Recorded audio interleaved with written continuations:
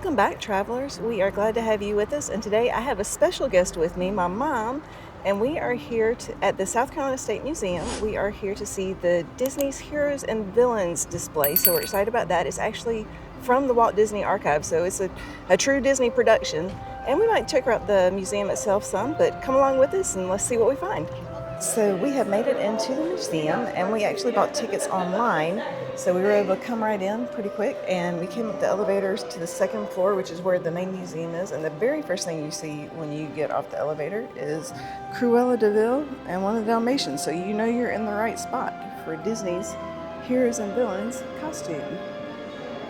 So I guess it's appropriate that the first Heroes costume that you see is Cinderella's dress with her glass slipper.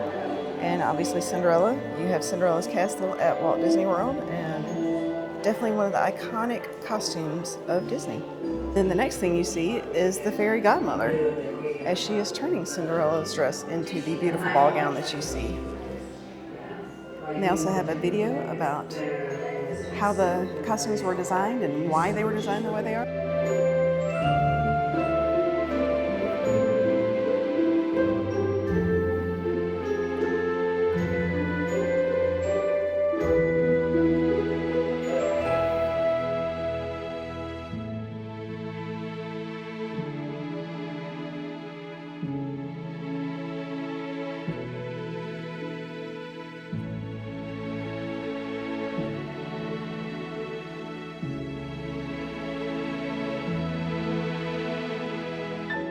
And then they also have a display with the other Cinderella dresses from over the years, from Into the Woods and Once Upon a Time. All the different variations of silk and tulle and sparkling you can imagine.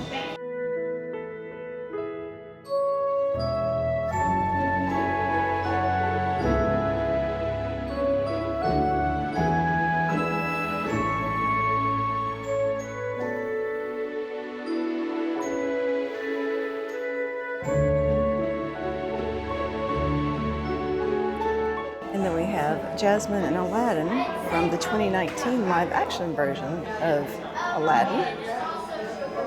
Very different from most of the ball gowns you see, but very pretty.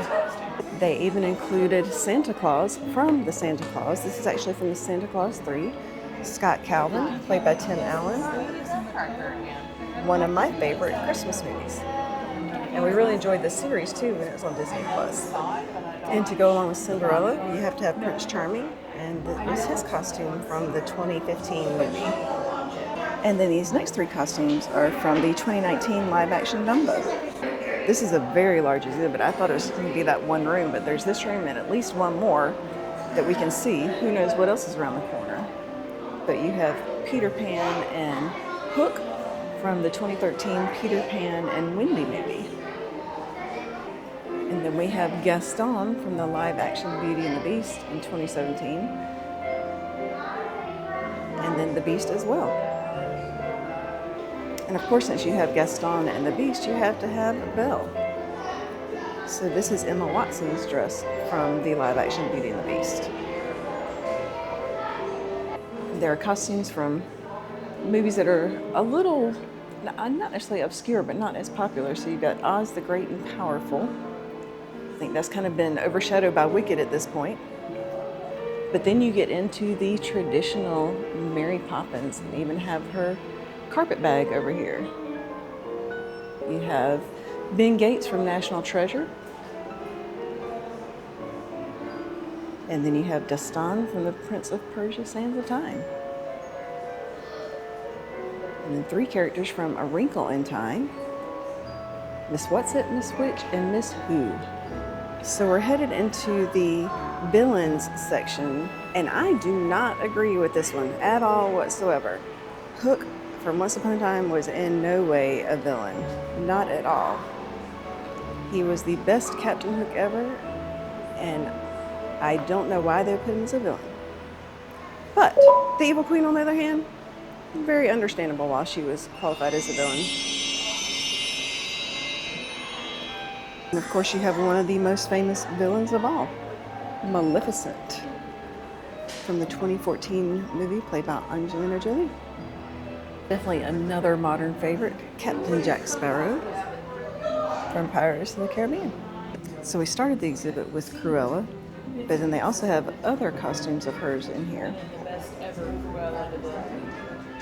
from different movies, from Once Upon a Time. And then you have Tomorrowland. We loved that movie. It didn't gain popularity, but we really enjoyed it. So we've decided, after seeing the costumes and watching the film earlier, we're going to have to watch Into the Woods. This is Little Red Riding Hood and the Big Bad Wolf. Their costumes, in addition to the Cinderella we saw earlier. But look at the gloves and the shoes. They even have the claws. That's just crazy. And then we have the costumes from another cult classic, Hocus Pocus. So we have Mary, Winifred, and Sarah Sanderson, the Sanderson sisters. And we continue the villains with Captain Barbossa from Pirates of the Caribbean, followed by Lady Tremaine from Cinderella, the wicked stepmother. And of course, the wicked stepsisters. You have to have Drusilla and Anastasia.